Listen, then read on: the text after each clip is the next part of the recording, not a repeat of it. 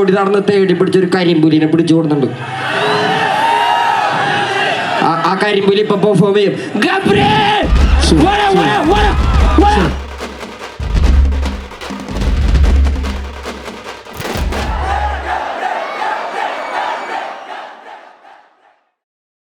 ഗബ്രീനെ നമ്മൾ ആദ്യമായിട്ട് കേൾക്കുന്നത് എനിക്ക് തോന്നുന്നു കോഴിക്കോട് ഒരു ഷോ കഴിഞ്ഞിരിക്കുമ്പോൾ യൂട്യൂബിൽ റാൻഡംലി വന്നിരുന്ന ഒരു ട്രാക്കിലാണ്. ഞാൻ KL42 എന്ന് പറഞ്ഞൊരു പാട്ട് ഇറക്കിയായിരുന്നു.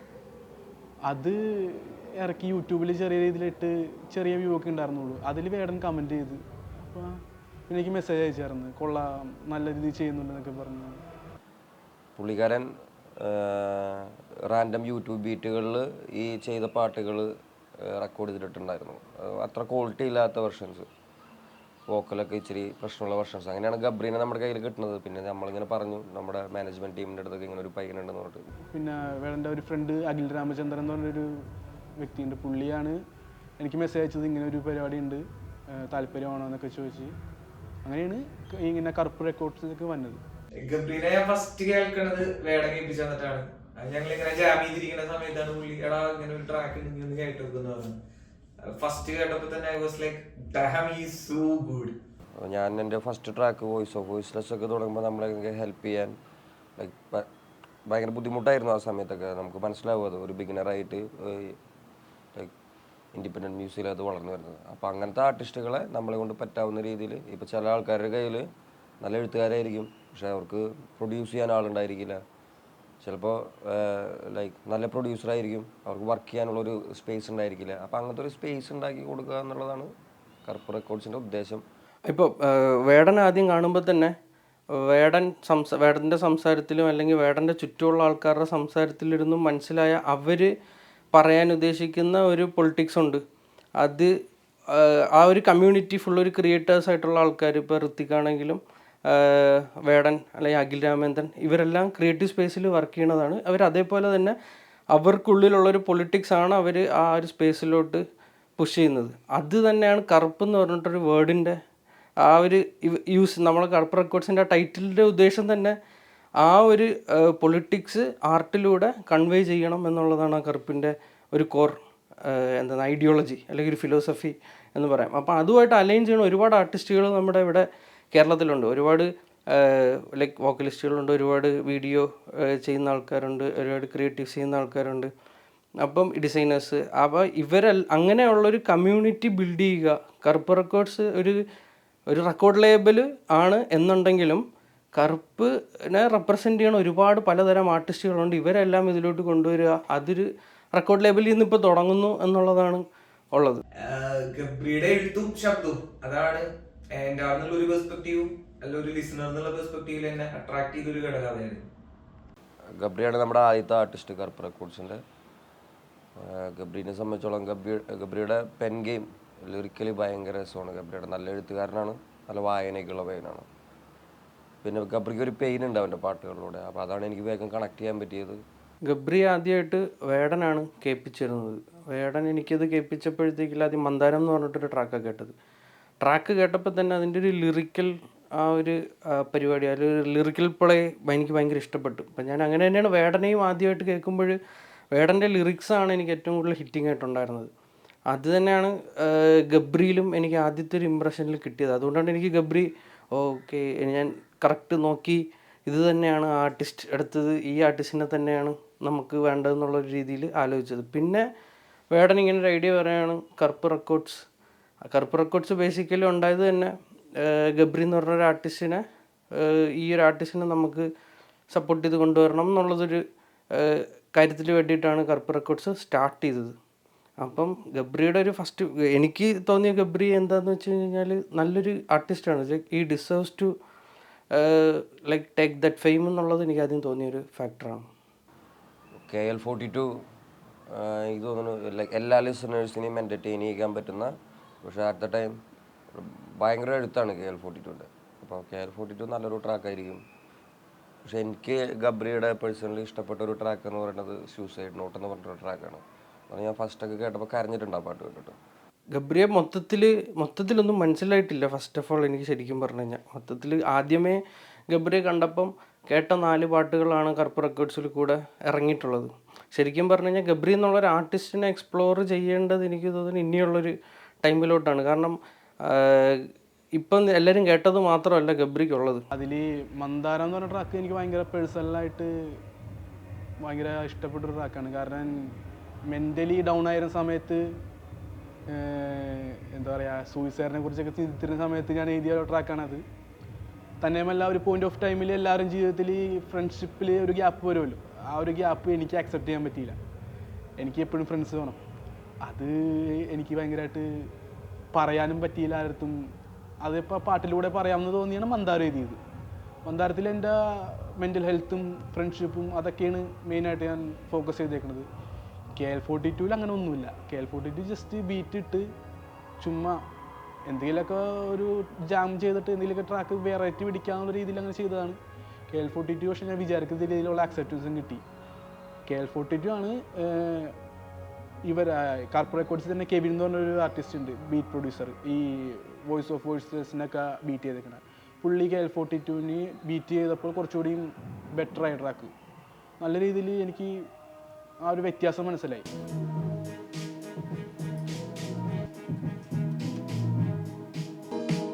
സോണിക്കലി ആക്ച്വലി എനിക്ക് ഫസ്റ്റ് ടൈം ഗബ്രിയുടെ വോയിസ് കേട്ടപ്പം ഇച്ചിരി ഡിഫറെൻറ്റ് വോയിസ് ആയിട്ടാണ് തോന്നിയത്. ഞാൻ യൂഷ്വലി കേൾക്കുന്ന ഒരു ടൈപ്പ് വോയിസ് ആയിട്ട് എനിക്ക് ഫീൽ ചെയ്തില്ല. അപ്പം അത് ഉറപ്പായിട്ടും ആൾക്കാർക്ക് അത് ചിലപ്പോൾ പെട്ടെന്ന് രജിസ്റ്റർ ആവും എന്ന് എനിക്ക് തോന്നിയായിരുന്നു. പുള്ളിയുടെ ഒരു പ്രത്യേക ടൈപ്പ് വോയിസ് ആയിട്ടാണ് എനിക്ക് തോന്നിയത് ആദ്യം. ഹായ്, ഞാൻ ആദിത്യ, JK ഫാക്ടർ എന്നാണ് ആർട്ടിസ്റ്റ് നെയിം. അപ്പോൾ എനിക്ക് ഗബ്രീനെ ഒരു 3-4 കൊല്ലമായിട്ട് അറിയാം. ആക്ച്വലി പുള്ളി എൻ്റെ ഒരു പാട്ട് ഞാനിങ്ങനെ ഫസ്റ്റിൽ റാപ്പൊക്കെ ചെയ്യുമായിരുന്നു. അപ്പോൾ അങ്ങനെ റാപ്പ് ചെയ്യാനാണ് ഞാൻ ഇതിലോട്ട് വരുന്നത്. അങ്ങനെ റാപ്പ് ചെയ്തപ്പോൾ ഞാൻ റാപ്പ് സോങ് ഇറക്കിയപ്പോൾ അങ്ങനെ പരിചയപ്പെട്ടു വന്നതിനപ്പോൾ വീടിൻ്റെ തൊട്ടടുത്ത് ഉള്ള ഒരാൾ എന്നുള്ളൊരു കാര്യം അറിഞ്ഞ. പിന്നെ ഞാൻ റാപ്പ് ചെയ്യുന്നതിനെ കുറച്ചിട്ട് കൂടുതലും എൻജിനീയറിങ്ങും അല്ലെങ്കിൽ മ്യൂസിക് പ്രൊഡക്ഷൻ ആ സൈഡിലോട്ട് വന്ന്. അപ്പോൾ പുള്ളിക്കാണെങ്കിൽ പുള്ളി ശരിക്കും പറഞ്ഞു കഴിഞ്ഞാൽ അതിൻ്റെ ഒരു ഹെൽപ്പൊന്നും ഇല്ലാണ്ട് റൈറ്റിംഗ് സൈഡിൽ ഭയങ്കരമായിട്ട് കോൺസെൻട്രേറ്റ് ചെയ്യുന്ന ഒരു ആർട്ടിസ്റ്റായിട്ട് ഫീൽ ചെയ്തിട്ടുണ്ട്. അപ്പോൾ ആ ഒരു റൈറ്റിംഗ് സൈഡിൽ നിന്നിട്ട് പുള്ളിക്കപ്പോൾ എന്നെ കൊണ്ട് ചെയ്യാൻ പറ്റുന്നൊരു ഹെൽപ്പ് എന്ന് പറഞ്ഞു കഴിഞ്ഞാൽ പുള്ളീനെ ജസ്റ്റ് ആ സാധനം പുറത്തിറക്കാൻ വേണ്ടിയിട്ട് ഹെൽപ്പ് ചെയ്യാം. പക്ഷെ പുള്ളി അങ്ങനെ എപ്പോഴും അവൈലബിൾ ആയിട്ടുള്ള ഒരാളല്ല. പുള്ളി എപ്പോഴും കുറച്ചിങ്ങനെ മാറി നടന്ന് ഇങ്ങനെ എപ്പോഴും വരുമൊന്നുമില്ല. പുള്ളിക്ക് ഫ്രീ ആണെങ്കിലും പുള്ളി വരുമൊന്നുമില്ല. പുള്ളി അങ്ങനെ സ്വന്തമായിട്ട് ചെയ്തോളാം, ആരെ ശല്യപ്പെടുത്തണ്ട എന്നുള്ളൊരു മൈൻഡ് സെറ്റാണ്. ഞാൻ വിളിക്കും വാ എന്നൊക്കെ പറയും, പക്ഷേ പുള്ളി അങ്ങനെ ആയിരുന്നു. എന്നിട്ട് അതിന് ശേഷം ഇടയ്ക്കൊക്കെ വരും അങ്ങനെ റെക്കോർഡ് ചെയ്യാൻ വേണ്ടിയിട്ട്. അങ്ങനെ ഒരു ദിവസം വന്നിട്ടാണ് മന്ദാരം എന്ന് പറയുന്ന ഒരു ട്രാക്ക് ഇവിടെ വന്ന് റെക്കോർഡ് ചെയ്യുന്ന ഒരു 2022 ഓഗസ്റ്റ് ആ ടൈമിൽ. അത് ഇവിടെ റെക്കോർഡ് ചെയ്ത് ഞാൻ അപ്പം തന്നെ ഒരു അരമണിക്കൂറിൽ മിക്സൊക്കെ ചെയ്ത് സാധനം കൊടുത്ത് പുള്ളി അത് ഇൻസ്റ്റയിൽ ഇട്ട്. ഒന്നും ആയില്ല. എനിക്കത് ആക്ച്വലി ബാക്കി ഏത് ആർട്ടിസ്റ്റുകൾ വർക്ക് ചെയ്യാൻ വന്നാലും അവർ കൂടുതലും പ്രൊഡക്ഷൻ സൈഡ് ക്വാളിറ്റി, എന്താ പറയുക, ട്രാക്കിന് സ്റ്റുഡിയോ ക്വാളിറ്റി വേണം, അങ്ങനെയൊക്കെ ആയിരുന്നു അവരുടെ നിബന്ധനകൾ. അപ്പോൾ പക്ഷെ ഗബ്രി വരുമ്പോൾ അത് ജസ്റ്റ് കേട്ടാൽ മതി, അത് പുറത്തേക്ക് അത് കേൾക്കണം വൃത്തിക്ക്, അത്രേ ഉള്ളൂ. അതിനകത്ത് മിക്സിങ് അതിനകത്തൊന്നും എനിക്കധികം കഷ്ടപ്പെടണമെന്നല്ല. പുള്ളിയുടെ പരിപാടി തീർത്തിട്ടാണ് ഇവിടെ വരുന്നത്. പക്ഷേ ആ റൈറ്റിംഗ് ആണ് മെയിൻ. അപ്പോൾ ഞാൻ ഇല്ലെങ്കിലും അല്ലെങ്കിൽ ഒരു എഞ്ചിനീയർ ഇല്ലെങ്കിലും പുള്ളിക്ക് എക്സിസ്റ്റ് ചെയ്യാൻ പറ്റും എന്നുള്ളൊരു സംഭവമാണ്. ഗബ്രി ആക്ച്വലി എനിക്ക് വോക്കൽസ് പാടി അയച്ചു തന്നിട്ടുണ്ടായിരുന്നു ആദ്യം ഒരു റഫ്. അപ്പം പിന്നെ ഗബ്രിയുടെ കുറച്ച് ഐഡിയാസും ഉണ്ടായിരുന്നു എങ്ങനെയാണ് ട്രാക്ക് വേണ്ടതെന്ന് ഗബ്രിക്ക് ഒരു ഐഡിയ ഉണ്ടായിരുന്നു. അപ്പോൾ അതിൽ നിന്നാണ് ഞാൻ സ്റ്റാർട്ട് ചെയ്തത്. പിന്നെ നമ്മൾ ബാക്ക് ആൻഡ് ഫോർത്ത് ട്രാക്കുകൾ ഞാൻ ഒരു ഐഡിയ ചെയ്യുമ്പം ഗബ്രിക്ക് അയക്കും. അത് ഗബ്രിക്ക് ഇഷ്ടമല്ലെങ്കിൽ ഗബ്രി അത് പറയും. അപ്പോൾ അതിനനുസരിച്ചുള്ള ചേഞ്ചസ് വരുത്തും. അപ്പോൾ അങ്ങനെയായിരുന്നു അത് വർക്കിംഗ്. അടിപൊളിയായിരുന്നു പുള്ളിയുടെ വർക്ക് ചെയ്യാൻ.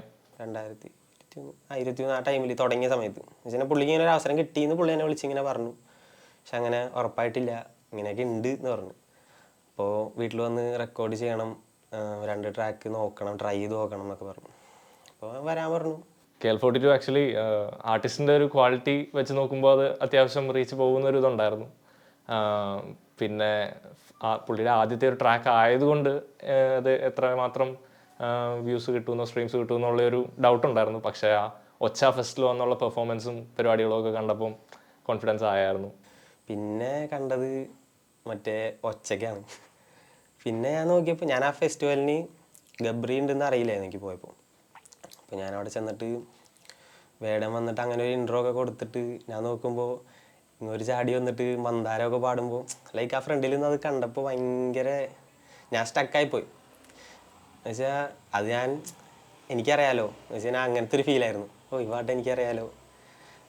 ആ ബാക്കി നിന്ന് ഇങ്ങനെ വൈബ് ചെയ്ത് ഹൈപ്പായിട്ട് നിൽക്കുന്നവരുടെ ഇടയിൽ ഞാൻ സ്റ്റക്കായിട്ട് ഇങ്ങനെ നിൽക്കുന്നു.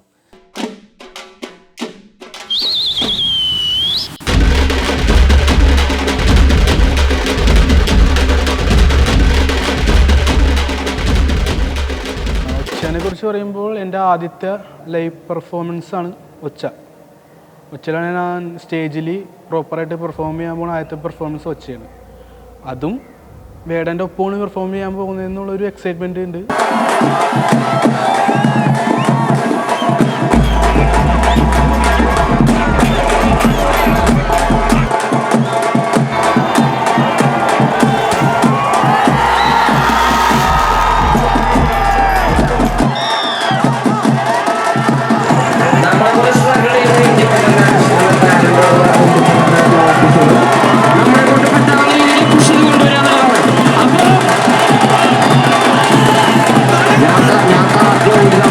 പിടിച്ചൊരു കരിമ്പൂലിനെ പിടിച്ചു കൊടുക്കുന്നുണ്ട്.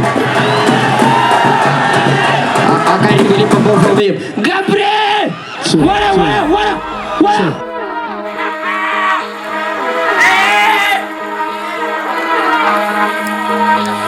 നീ കണ്ടിട്ട് കാണാത്തപ്പോൾ നടിക്കും, എന്റെ പതി കേട്ടിട്ട് കേൾക്കാത്തപ്പോൾ പതിക്കും. എത്ര കാലം കണ്ണും കാതും പൊത്തിയിരിക്കും, അത്ര കാലം കുറു നദികളിടം ഭരിക്കും. ഞാൻ കണ്ടോ പകത്തിന്റെ കൂടുള്ളവനാ, പക്ഷെ എന്നെ കിട്ടോ വല്ലോ എന്നെ പറിക്കുന്ന കൂട്ടം പത്തോ എന്ന് പറഞ്ഞു പതിച്ചോനെ എങ്ങനെയൊക്കെ നട്ടും തല്ലി വീണാലും നിലക്കില്ലിയോട്ടോ. കാര്യം കണ്ടു കഴിഞ്ഞ് കൈ കഴുകുന്നോരാ, കാര്യത്തോടടുക്കുമ്പോ മെയ് കഴുകുന്നോരാ. നടുമുറിയിൽ കൊണ്ട് കൈ നടുന്നവരാ, മര്യാദക്കല്ലേ മൈ മൈഡിക റോമന കുട്ട. കാരണം കേട്ടാ ഒളിയും കേട്ടാ മരണം കിട്ടാൻ കൈകുലട്ടാ. തിളക്കമങ്ങുവ തോന്നെ നേരം എടുക്കില്ലട്ട. തിരക്കിക്കൊണ്ട അല്ലെങ്കിൽ തീർത്തനട്ട.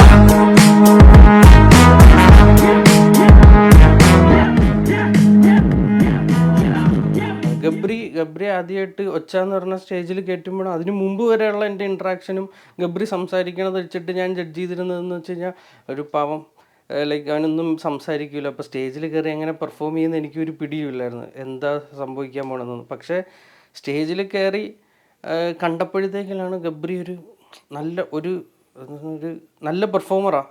ലൈക്ക് ഗബ്രിക്ക് ഡാൻസിങ് ഇഷ്ടമാണ്. അന്നാണ് മനസ്സിലായത് ഗബ്രിക്ക് ഡാൻസർ ആവാൻ ഇഷ്ടമുണ്ടായിരുന്നു എന്നൊക്കെ. ഇത് ആ സ്റ്റേജിന് കഴിഞ്ഞിട്ട് നല്ല ഡാൻസ് ആയിരുന്നല്ലോ എന്ന് ചോദിച്ചപ്പോഴാണ് ഗബ്രി പറയണത് എനിക്ക് ഡാൻസർ ആവണമെന്നായിരുന്നു ആഗ്രഹം, അത് ഞാൻ സ്റ്റേജിൽ കാണിച്ചതാണ്. അപ്പോൾ ഇത് സ്റ്റേജിൽ മാത്രം വേറൊരു ഗബ്രിയാണ്, മൊത്തത്തിലൊരു പെർഫോമറാണ്. നോട്ട് ഓൺലി അതാണ് എല്ലാ ഫാക്ടേഴ്സും ഉണ്ട്, ലിറിക്സ് അതേപോലെ തന്നെ ആ ഫ്ലോ കീപ്പ് ചെയ്യാനുള്ള കാര്യങ്ങളും വോക്കലാണെങ്കിലും ഈ ഒരു പെർഫോമൻസ് ഓറിയൻറ്റഡ് ആയിട്ടുള്ളൊരു സെഗ്മെൻറ്റിലാണെങ്കിലും ഗബ്രി മൊത്തത്തിലൊരു ഗുഡ് ആർട്ടിസ്റ്റാണ് ഗബ്രി. എന്ന ആർട്ടിസ്റ്റിനെ എന്നെ ആദ്യം ഇൻട്രൊഡ്യൂസ് ചെയ്ത് ഋത്വികായിരുന്നു. സോ ആളെങ്ങനെയാണെന്നുള്ളൊരു ബേസിക് ഐഡിയ മാത്രമേ എനിക്ക് തന്നിട്ടുണ്ടായിരുന്നുള്ളൂ. പിന്നെ ആളുടെ സോങ്സ് എന്നെ കേൾപ്പിച്ചു. ആദ്യം കേട്ടത് സൂയിസൈഡ് നോട്ട്, പിന്നെ മന്ദാരം, കുരുതി, അങ്ങനെ. ഇതിപ്പോൾ ഗബ്രിയായിട്ട് ആദ്യമായിട്ട് വർക്ക് ചെയ്യുമ്പോൾ അടക്കം നമ്മൾ KL42 ആൽബമായിട്ടും പിന്നെ നമ്മൾ ഗബ്രിയുടെ ലോഗോമാർക്കാണ് നമ്മൾ ആദ്യം വർക്ക് ചെയ്തത്. അപ്പോൾ ആ ഒരു ഫസ്റ്റൊക്കെ നമുക്ക് ആക്ച്വലി ആ ഒരു കണക്ഷൻ കിട്ടാൻ കുറച്ച് ബുദ്ധിമുട്ടി ഞങ്ങൾ ആക്ച്വലി. അതായത് നമ്മൾ അത്രയും സംസാരിച്ചിട്ടില്ല, നമ്മൾ പാട്ടുകൾ കേൾക്കാറുണ്ടെങ്കിൽ നമ്മൾ ആ ഒരു ഇൻട്രാക്ഷൻ ആ ഒരു സമയത്ത് കുറവായിരുന്നു. പക്ഷെ അത് എന്നിട്ട് കുറച്ച് സമയം എടുത്താലും നമ്മൾ ആ ഒരു കണക്ഷൻ ബിൽഡ് ചെയ്തെടുക്കാൻ പറ്റി. ഇതില്ലെങ്കിൽ നമുക്ക് ആ ഒരു കണക്ഷൻ ഇല്ലെങ്കിൽ നമുക്ക് ഒരിക്കലും അതായത് ഒരു ആർട്ടിസ്റ്റായിട്ട് നമ്മൾ വർക്ക് ചെയ്യുമ്പോൾ ആ ഒരു കണക്ഷൻ ഇല്ലെങ്കിൽ പിന്നെ നമ്മളത് ചെയ്തിട്ട് കാര്യമില്ല. അപ്പോൾ ഓരോ പാട്ടാണെങ്കിലും അതിൻ്റേതായ ഓരോ ലിറിക്സ് വൈസ് നമ്മൾ ഓരോ ഇത് നോക്കിയിട്ട് തന്നെയാണ് നമ്മൾ ഓരോ ആൽബമായിട്ടും ഡിസൈൻ ചെയ്യുന്നത്.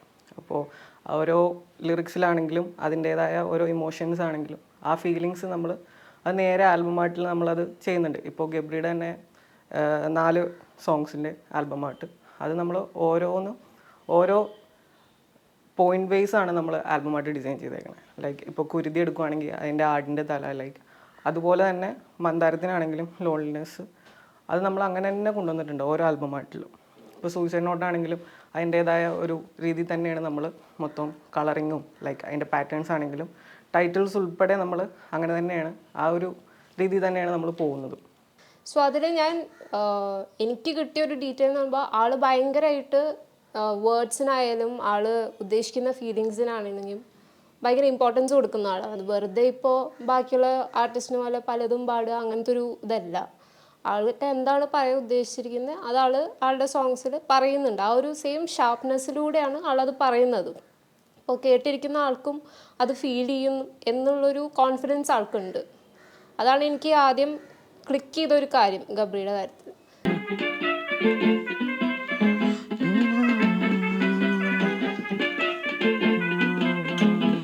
അവൻ വിഷമങ്ങളൊന്നും ഇങ്ങനെ തുറന്നെന്ന് പറയുന്ന ആളല്ല, എന്നോട് പോലും പറഞ്ഞിട്ടില്ല, സ്വന്തം അനിയനായിട്ട് പോലും. അവൻ ചെയ്ത് കാണിക്കുള്ളൂ. ഇപ്പോൾ പാട്ട് എഴുതാന്ന് പുറത്താരോടും പറഞ്ഞില്ല, എന്നോടും പോലും പറഞ്ഞിട്ടില്ല. ഞാൻ കാണുമ്പോൾ പറയും നീ ഇപ്പോൾ എഴുതിയതിപ്പോൾ ഉണ്ടാക്കാൻ പോയെന്ന് ഞാൻ പറയും. അപ്പോൾ അവൻ എന്നോടൊന്നും പറയൂല, നീ കണ്ടു നോക്കെന്ന് പറയും. പിന്നെ രണ്ടു കൊല്ലം കഴിഞ്ഞപ്പോഴാണ് പാട്ട് ഇറങ്ങിയത്. ഞാൻ തന്നെ അറിയണം ഇവൻ എഴുതിയ പാട്ടാണെന്ന്. അപ്പോൾ എൻ്റെ കൂട്ടുകാരന്മാർ തന്നെ പറയും ചേട്ടൻ പൊളിയായില്ല. നമുക്കങ്ങനെയാണ്, നമുക്ക് നമ്മുടെ സ്വന്തം ചേട്ടൻ, നമുക്ക് സെലിബ്രിറ്റി അല്ലല്ലോ.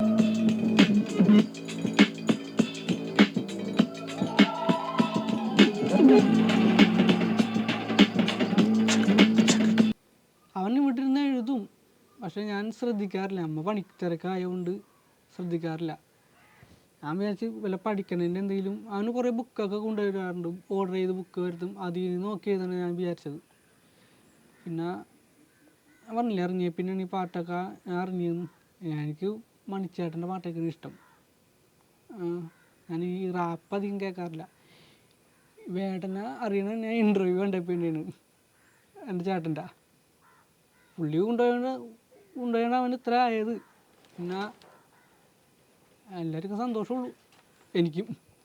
അവൻ്റെ പാട്ട് എനിക്ക് ഫസ്റ്റിലത്തെ പാട്ട് കേട്ടപ്പോൾ ശരിക്കും പറയാൻ എൻ്റെ ചങ്ക് പറഞ്ഞു പോയി. അവൻ്റെ ജീവിതത്തിൽ സംഭവിച്ച കാര്യങ്ങൾ അവൻ പാടിയത് തന്നെ.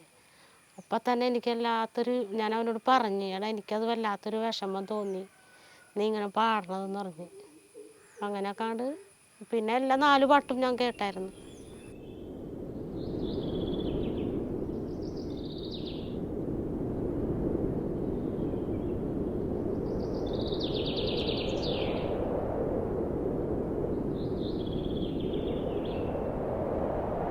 അവൻ പണ്ട് തുടങ്ങി അവൻ്റെ ചെറുപ്രായം തുടങ്ങിയുള്ള നല്ല രീതിയിൽ സ്ട്രഗിളും നല്ല രീതിയിലാണ് അത് അവൻ്റെ പാട്ടിലെല്ലാത്തിലും അവൻ കാണിക്കാറുണ്ട്. പാട്ടിൻ്റെ ലിറിക്സിൽ അവൻ ശരിക്കും അത് ഉൾക്കൊള്ളിക്കാറുണ്ട് എപ്പോഴും. പാട്ടിന് എപ്പോഴും ഒരു ബീറ്റും കാര്യങ്ങളും ഉണ്ടെങ്കിലും ലിറിക്സിൽ അവൻ്റെ ഉള്ളിലുള്ള കാര്യങ്ങളാണ് എല്ലാ പാട്ടിലും കൊണ്ടുവന്നിട്ടുള്ളത്. അത് നമുക്ക് കേൾക്കുമ്പോൾ തന്നെ ഫസ്റ്റ് പാട്ട് കേൾക്കുമ്പോൾ തന്നെ നമുക്ക് മനസ്സിലാവും. അത് ചെറുപ്പത്തിൽ ഒരുപാട് വിഷമം ഉണ്ടായിട്ടുണ്ട് അവന്. എന്താണെന്ന് വെച്ചാൽ വിശപ്പും ഡ്രസ്സ് ചെരുപ്പിന് പോലും അങ്ങനെ കുറേ വിഷമിച്ചിട്ടുണ്ട്. പിന്നെ ഞാൻ പണിക്ക് പോകാൻ തുടങ്ങിയപ്പോൾ ഓരോരോ കാര്യങ്ങൾ ചെയ്തു കൊടുക്കുമായിരുന്നു. അവൻ ആവശ്യപ്പെടില്ല, ഞാൻ അറിഞ്ഞ് ചെയ്യും.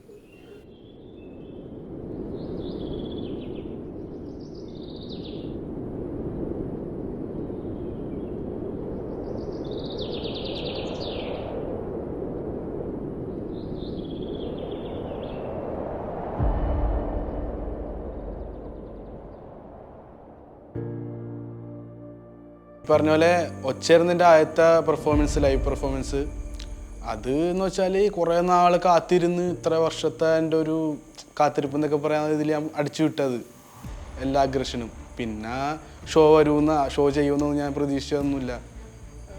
വന്നെങ്കിൽ വരട്ടെ ഇല്ലെങ്കിൽ ഇല്ലാന്നുള്ള മൂഡിലായിരുന്നു. പക്ഷേ പ്രതീക്ഷിക്കാതെ കുറേ ഷോവും വന്ന് നിൽക്കാൻ സമയമില്ലാത്തൊരു മൂഡായി. അതുപോലെ സ്ട്രഗിൾ ചെയ്യുമ്പോൾ നമ്മൾ ആ സ്ട്രഗിളിൽ ഇങ്ങനെ ഇവോൾവ് ആവാൻ ശ്രമിക്കുക മാക്സിമം.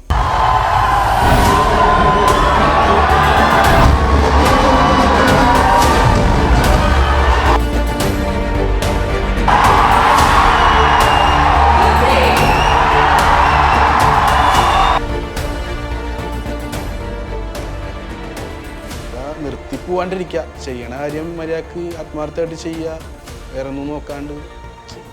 എനിക്ക് ഇത്രയും കപ്പാസിറ്റി ഉള്ളൂ, ഞാൻ ഇത്രയും കൂടി ഇമ്പ്രൂവ് ആവണമെന്ന് സ്വയം വിലയിരുത്തുക, സ്വയം തിരുത്തുക, സ്വയം മെച്ചപ്പെടുക.